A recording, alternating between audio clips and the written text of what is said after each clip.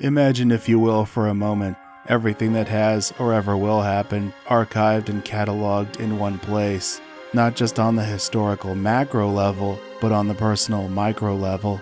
And we're not talking about a room full of books or a network of computer servers here. Like always, the goal here is to provide you, the viewer, with a richer experience by exploring the things that make the PSO2 universe what it is. My name's Zio, and I'll be your lore keeper. Today, we're going to a very special library.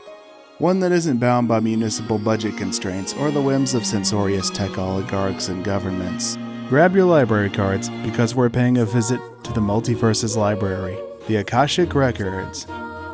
Unlike previous entries, we'll be spending most of our time together out of universe. This isn't a very familiar topic in Western philosophical and religious circles. This is more of an expository trip through the occult and Eastern mysticism than anything else. Longtime fans of this channel already know what time it is. We like to examine any parallels that might exist in the real world, be they technological or philosophical. So we all know what records are, but what does that word Akashic mean? It's not a word that comes up in our daily vocabulary. The term Akashic comes from the 5,000-year-old Sanskrit word Akasha, meaning ether, sky, or space, the mystical fifth element from which all others originate, the source of material reality.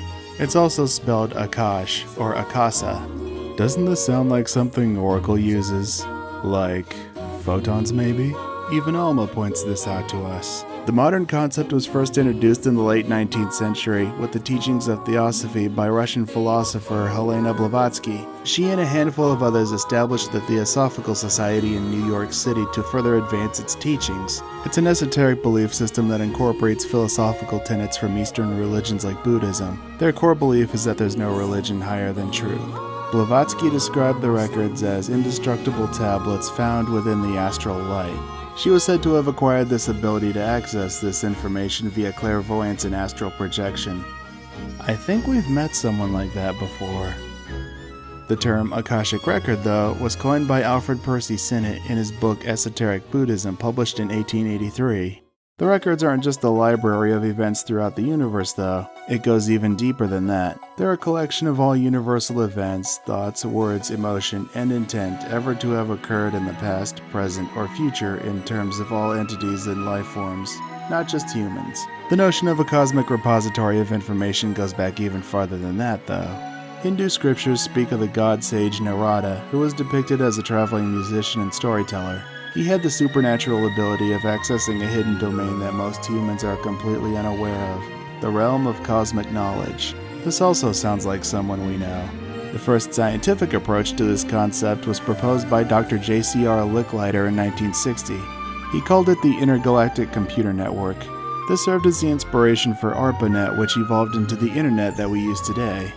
With that out of the way, let's talk about that world on the other side of the black hole. We'll just be taking a look at it from the 30,000-foot view here. I'll still add the obligatory spoiler check here.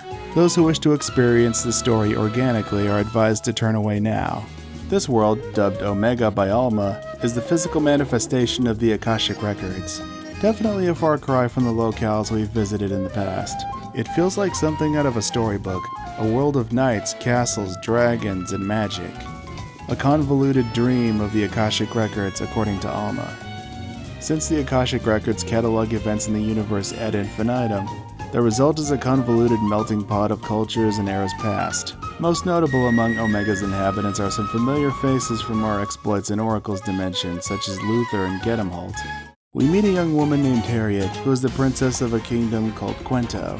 Harriet leads a revolutionary force against her uncle the king, whose troops were pursuing her just as we arrived. At some point, Harriet tells us about these mysterious flowers called ephemera that showed up some time ago.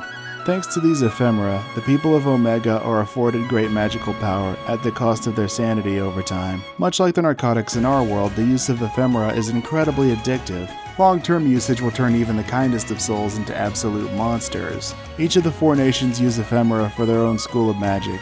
One of the most notable uses was conjuring massive living fortresses called Castrum Demonica. These were developed by Harriet's older brother Luther and helped revolutionize the face of warfare on Omega. Another notable case is the legendary Crimson Fellworm, one of the most powerful beings on Omega. This abomination is actually a massive ephemera taking the form of a dragon. So what does a cosmic library dream if a cosmic library could dream? The countless tales of adventures, past, present, and future. Next time, there's a girl I'd like you to meet. Maybe you've met her before. The first lady of RPGs in a franchise that was ahead of its time. Her name? Elise Landale. As always, thanks for watching, and remember, to thine own self be true. Until next time, farewell.